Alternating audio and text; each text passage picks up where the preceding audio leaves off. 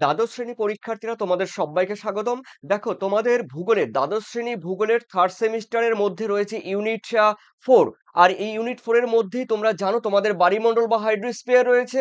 আর এই হাইড্রোস্ফিয়ারের মধ্যেই রয়েছে তোমাদের সমুদ্র জলের উষ্ণতা, লবণতা ও ঘনত্ব।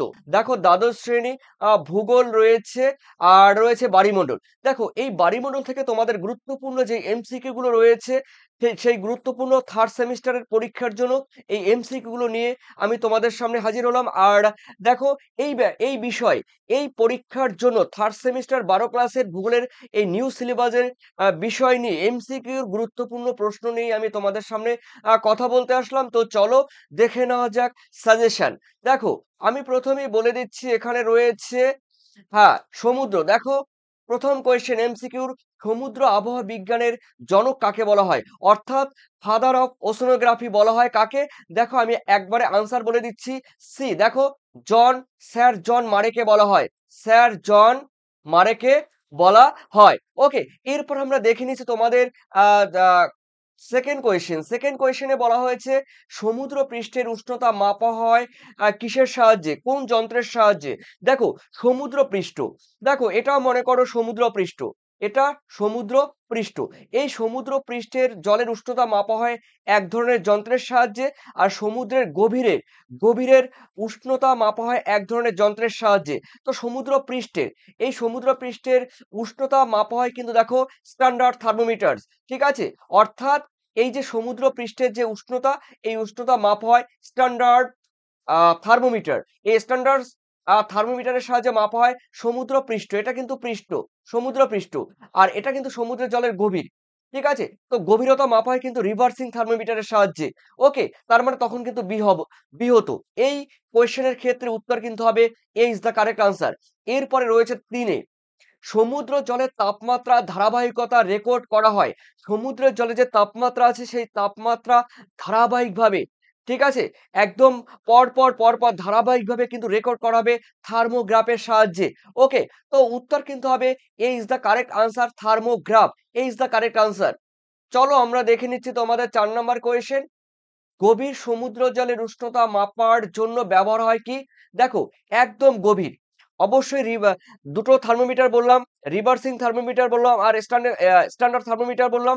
তথাপি এই গভীর জলের সমুদ্রের উষ্ণতা মাপার জন্য কিন্তু দেখো বর্তমানে একদম আধুনিক যুগে কিন্তু সিটিডি, অর্থাৎ সিটিডি, এই বিজ দ্য কারেক্ট আনসার। এই দেখো যন্ত্র কিন্তু ব্যবহার করা হয়।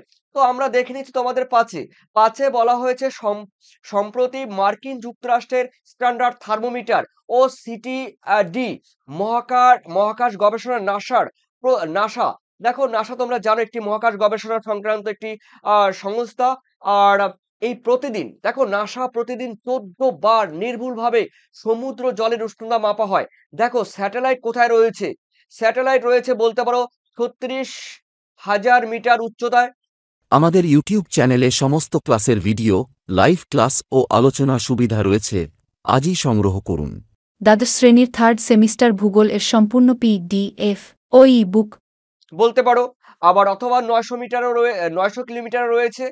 এই 36,000 কিলোমিটার উচ্চতায়ও কিন্তু স্যাটেলাইট রয়েছে।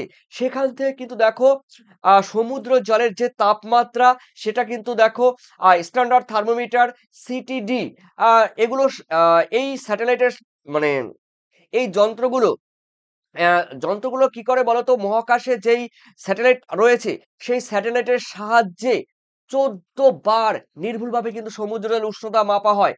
মাথায় রাখবে কে মাপে? দেখো অ্যাকুয়া স্যাটেলাইট, অর্থাৎ স্যাটেলাইটটির নাম কি? স্যাটেলাইট নাম হলো অ্যাকুয়া স্যাটেলাইট। 14 বার নির্ভুল কিন্তু রেকর্ড করে তাপমাত্রা। এরপরে রয়েছে দেখো তোমাদের 6-এ, the physical geography of the sea গ্রন্থের লেখককে? উত্তর কিন্তু হবে দেখো মারি বা মরি। ঠিক আছে, ম্যাথিউ ফন্টেন মারি, অর্থাৎ এ ইজ দ্য কারেক্ট আনসার। এরপরে দেখে নিচ্ছি আমি তোমাদের পরের কোশ্চেনে রয়েছে 7-এ বলা হয়েছে সমুদ্র জলের উষ্ণতা পরিমাপক একক মেট্রিক পদ্ধতি। দেখো সমুদ্র জলের উষ্ণতা পরিমাপের মেট্রিক পদ্ধতি কোনটি? উত্তর কিন্তু হবে দেখো সিজিএস বা হ্যাঁ, দেখ এখানে কিন্তু হবে সেলসিয়াস। ঠিক আছে, অর্থাৎ তোমাদের A is the correct answer, degree centigrade. ঠিক আছে, ডিগ্রি সেন্টিগ্রেড। ওকে, এটা কিন্তু আমরা ন্যাচারাল জানি। এরপরে রয়েছে দেখো তোমাদের আটে। আটে বলা হয়েছে পৃথিবী তথা সমুদ্র জলের উষ্ণতার মূল ও প্রধান উৎস কি? দেখো অবশ্যই সৌরশক্তি বা সূর্য শক্তি। আর D is the correct answer, পৃথিবীর সকল কিছুর মূলে কিন্তু রয়েছে এই সূর্য। ওকে, পৃথিবীর বাঁচা মরা, পৃথিবীর উদ্ভিদ প্রাণী যাই বলো না কেন, সমস্ত কিছুর মূলে রয়েছে সূর্য। আমরা পরের নাম্বার কোশ্চেন দেখছি, দেখো পৃথিবীতে আগত মোট কার্যকরী সৌর বিকিরণ কত শতাংশ সমুদ্র পৃষ্ঠকে উত্তপ্ত করে থাকে? দেখো আমরা জানি আমাদের ভূপৃষ্ঠকে 66% কিন্তু উত্তপ্ত করে থাকে, আমরা জানি। কিন্তু প্রত্যক্ষভাবে উত্তপ্ত করে দেখো 64%। ঠিক আছে, সমুদ্র জলকে সৌরশক্তির দ্বারা 64% প্রত্যক্ষভাবে ডিরেক্ট কিন্তু দেখো উত্তপ্ত করে। এরপরে রয়েছে দেখো তোমাদের 10-এ 22°C তাপমাত্রায় 1 গ্রাম সমুদ্রের জল বাষ্পীভূত হতে কত ক্যালোরি সময় লাগে? অর্থাৎ দেখো উত্তর কিন্তু হবে প্রায়, দেখো প্রায় রয়েছে তোমাদের 585 ক্যালোরি। ঠিক আছে, কি বললাম, তার মানে 22°C তাপমাত্রায় 1 গ্রাম সমুদ্রের জল বাষ্পীভূত হতে কিন্তু শক্তির প্রয়োজন প্রায় 585 ক্যালোরি। ওকে, এরপরে রয়েছে তোমাদের দেখো 11তে বলা হয়েছে 0 ডিগ্রি অক্ষাংশের বিস্তারে সমুদ্র জলের গড় উষ্ণতা কত? দেখো 0 ডিগ্রি অক্ষাংশে মাথায় রাখতে হবে, 0 ডিগ্রি অক্ষাংশে কিন্তু এক ধরনের উষ্ণতা রয়েছে। তারপরে তারপরে মধ্য অক্ষাংশে রয়েছে, নাতিশীতোষ্ণ অঞ্চল রয়েছে, মেরু অঞ্চল রয়েছে। এই যে অক্ষাংশ ভেদে উষ্ণতার কিন্তু অনেক হেরফের হয়। তুমি বলতে পারো এই নিরক্ষীয় রয়েছে, এই নিরক্ষরেখার এই সব অঞ্চলে কিন্তু তাপমাত্রা অ্যাপ্রক্স বলতে পারো 27 ডিগ্রি কিংবা 26.6 ডিগ্রি বা 7 ডিগ্রি সেন্টিগ্রেড তাপমাত্রা কিন্তু রয়েছে নিরক্ষীয় যা সমুদ্রে। ওকে, কিন্তু দেখো মেরু অঞ্চলে গেলে কিন্তু সেটি অনেকটা কমে যাবে। ঠিক আছে, অনেক কমে যাবে, মানে 0 ডিগ্রিতে চলে আসবে। তার মানে উত্তর কিন্তু হবে তোমাদের 27°C। এরপরে রয়েছে তোমাদের 12তে রয়েছে কি দেখে নিচ্ছি, কোন কোন স্রোতের সংস্পর্শে থাকা ব্রিটিশ দ্বীপপুঞ্জের নিকটবর্তী সমুদ্র জল উষ্ণ থাকে এবং বন্দরগুলো সারা বছর মুক্ত থাকে, বরফ মুক্ত থাকে। তোমরা কিন্তু ক্লাস 10-এ পড়েছো যে কোন স্রোতের প্রভাবে উত্তর পশ্চিমা ইউরোপিয়ান যে দেশগুলো রয়েছে, নরওয়ে, সুইডেন, ডেনমার্ক, আম, আইসল্যান্ড বা বলতে পারো আয়ারল্যান্ড, এই যেই দেশগুলো রয়েছে, ঠিক আছে, এগুলো কোন স্রোতের প্রভাবে সমুদ্র যে শীতকালে যে বরফ জমে থাকে, সমুদ্র যে বরফ হয়ে যায়, জল যে বরফ হয়ে যায়, কোন স্রোতের আগমনের ফলে সেই বরফ গলে যায়, অর্থাৎ জাহাজ চলাচলের ক্ষেত্রে উন্মুক্ত হয়ে যায়। এটি কিন্তু হবে অবশ্যই সম্পূর্ণ দেখো উপসাগরীয় স্রোত। উপসাগরীয় স্রোত, দেখো এখানে প্রকৃত পক্ষে হওয়া দরকার ছিল উত্তর আটলান্টিক মহাসাগরীয় স্রোত, কিন্তু উত্তর আটলান্টিক মহাসাগরীয় স্রোত কিন্তু এখানে নেই। এই এই উত্তর আটলান্টিক স্রোত পরবর্তী পর্যায়ে কিন্তু, সরি, এই উপসাগরীয় স্রোতে কিন্তু পরবর্তী পর্যায়ে, এই উপসাগরীয় স্রোত পরবর্তী পর্যায়ে উত্তর আটলান্টিক স্রোত রূপে আহ মানে স্রোত রূপে পরিবাহিত হয়। কিন্তু যেহেতু নেই, তাই এই উপসাগরীয় স্রোত, এটা কিন্তু উপসাগরীয় স্রোতই হবে। এখানে উত্তর আটলান্টিক স্রোত নেই, তাই তার মানে সারা বছর বরফ মুক্ত থাকে উত্তর আটলান্টিক স্রোতের প্রভাবে। এরপরে রয়েছে দেখো 13, 60 ডিগ্রি অক্ষাংশের বিস্তারে সমুদ্র জলের গড় উষ্ণতা দেখো কত? দেখো গড় উষ্ণতা দেখো রয়েছে কমে কিন্তু দেখো 1 ডিগ্রিতে পৌঁছায়। বোঝা গেল? 60 ডিগ্রি অক্ষাংশের মধ্যে আমরা জানি 0 ডিগ্রিতে ছিল কত, ছিল 27 ডিগ্রি অ্যাপ্রক্স। এরপরে 60 ডিগ্রি অক্ষাংশে, এই 60 ডিগ্রি অক্ষাংশে তাপমাত্রা পৌঁছায় মাত্র 1 ডিগ্রি সেন্টিগ্রেড। এরপরে রয়েছে দেখো তোমাদের 14তে বলা হয়েছে সমুদ্র জলের গড় ঘনত্ব কত? দেখো গড় ঘনত্ব 1.03 গ্রাম। ঠিক আছে, অর্থাৎ তোমাদের A is the correct answer. এরপরে দেখে নিচ্ছি তোমাদের 15, সমুদ্র পৃষ্ঠ থেকে 200 মিটার গভীরতা পর্যন্ত আগত সৌর রশ্মি শোষিত হয়। দেখো সৌর রশ্মি শোষিত হয় কত? 200 মিটারে আমরা জানি 200 মিটার পর্যন্ত কিন্তু সূর্যের আলো পৌঁছাতে পারে। ওকে, 90%। ওকে, বোঝা গেল। এরপরে চলো রয়েছে তোমাদের 16 নম্বর কোয়েশ্চেন, 16 নম্বরের কোশ্চেনের মধ্যে রয়েছে ভারত মহাসাগর ও লোহিত মহাসাগরকে সংযুক্ত করেছে কোন মগ্ন শৈলশিরা? উত্তর কিন্তু হবে বাপ এল মানদেব। ঠিক আছে, উত্তর কিন্তু হবে বাপ এল মানদেব, বাপ এল মানদেব, অর্থাৎ তোমাদের b is the correct answer. এরপরে দেখে নিচ্ছি তোমাদের রয়েছে 16তে বলা হয়েছে, দেখি তো 16 তো, হ্যাঁ 16তে বলা হয়েছে কি দেখে নিচ্ছি। দেখো নিরক্ষীয় অঞ্চলের সমুদ্র জলের গড় উষ্ণতা কত? 26 27 ডিগ্রি হবে না। দেখো রয়েছে 26.7 ডিগ্রি, এটা হবে না। 20 ডিগ্রি 20.7 ডিগ্রি, এটা হবে না। তার মানে তোমাদের উত্তর কিন্তু হচ্ছে কিন্তু 26, হ্যাঁ 26.7 ডিগ্রি, যেটা একটু আগে বলেছিলাম, অর্থাৎ D is the correct answer. এরপরে চলো তোমাদের রয়েছে 17, কি রয়েছে দেখো, কোন সমুদ্র বিজ্ঞানীর মতে সমুদ্রের শতকরা 80 ভাগই শীতল জলের অন্তর্গত? দেখো 80 ভাগ, এখানে বলা হয়েছে 80% জলই হলো শীতল। কোন বিজ্ঞানী বলেছে? উত্তর কিন্তু হবে স্যার জন মারে। ঠিক আছে, অর্থাৎ তোমরা জানো একে কিন্তু সমুদ্র বিজ্ঞানের জনক বলা হয়, স্যার জন মারেকে। চলো এরপরে দেখে নিচ্ছি তোমাদের 18তে বলা হয়েছে সমুদ্র পৃষ্ঠ থেকে কত মিটার গভীরতা পর্যন্ত গড় উষ্ণতা সর্বাধিক? দেখো 200 মিটার পর্যন্ত কিন্তু গড় উষ্ণতা সর্বাধিক। এরপরে চলো আমরা দেখে নিচ্ছি তোমাদের 19 নম্বর কোয়েশ্চেন। 19 নম্বরের কোয়েশ্চেনের মধ্যে রয়েছে, আমরা বলে দিচ্ছি দেখো, 200 মিটার থেকে 1000 মিটার গভীরতা পর্যন্ত আর উষ্ণতা মানে সমুদ্র জলের উষ্ণতা হ্রাসের অত্যন্ত দ্রুত এবং খাড়া হয়, মানে সমুদ্র আমাদের ইউটিউব চ্যানেলে সমস্ত ক্লাসের ভিডিও, লাইভ ক্লাস ও আলোচনা সুবিধা রয়েছে। আজই সংগ্রহ করুন। দ্বাদশ শ্রেণীর থার্ড সেমিস্টার ভূগোল এর সম্পূর্ণ PDF ও ই বুক জলের উষ্ণতা যেরকম রয়েছে এরকম দেখো উষ্ণতা খাড়া হবে, সমুদ্র জলের উষ্ণতা একদম খাড়া হবে। তার মানে আহ খাড়া তাপীয় ঢাল পরিলক্ষিত হয়। এই অঞ্চলটির নাম কিন্তু থার্মোক্লাইন লেয়ার বা থার্মোক্লাইন স্তর, অর্থাৎ এ ইজ দ্য কারেক্ট আনসার। এরপর আমরা দেখে নিচ্ছি তোমাদের 20তে বলা হয়েছে সমুদ্রের জলপৃষ্ঠ থেকে 200 মিটার গভীরতা পর্যন্ত সূর্যের আলো প্রবেশ করতে পারে, এই অঞ্চলকে কি বলে? দেখো ফটিক অঞ্চল বলা হয় বা ফটিক জোন বা ফটিক অঞ্চল বলা হয়, এই ইজ দ্য কারেক্ট আনসার। এরপরে দেখে নেবে, দেখো নোটবুক করে রেখেছি, দেখো অ্যাফোডিক অঞ্চল বা অ্যাফোডিক জোন কাকে বলে দেখে নেবে।